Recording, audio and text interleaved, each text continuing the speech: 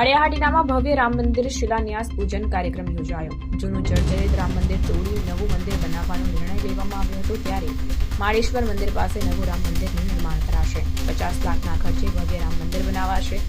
શાસ્ત્રોક્ત વિધિ અનુસાર શિલાન્યાસ પૂજા અર્ચન કરવામાં આવ્યા। મહાનુભાવો દ્વારા શિલાન્યાસ પૂજન કરવામાં આવ્યું। ધર્મપ્રેમી જનતાએ ઉમંગભેર ઉપસ્થિત રહી પ્રસંગ ઉજવ્યો અને આ મંદિરના મુખ્ય દાતા હરુજીલુ સિસોદિયા બન્યા અને દાતાઓએ ઉદાર હાથે ભેટ આપવા અનુરોધ કર્યો।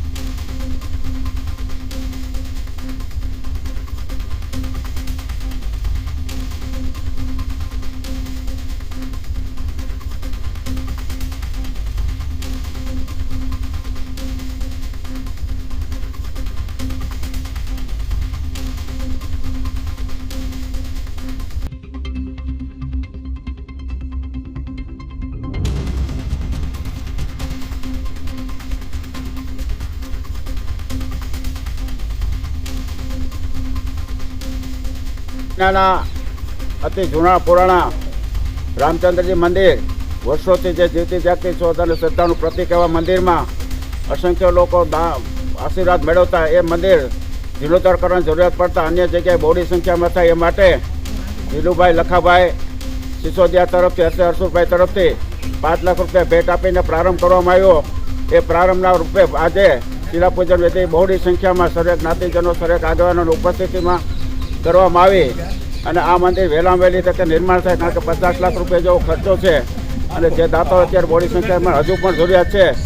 એટલે સર્વેને વિનંતી કે જે લોકો દાન આપવા ઈચ્છતા હોય તે સભાપતિ અમીરસિંહભાઈ સિસોદિયાનો સંપર્ક કરી અને આપી શકે છે અને સારામાં સારું મંદિર નિર્માણ થાય।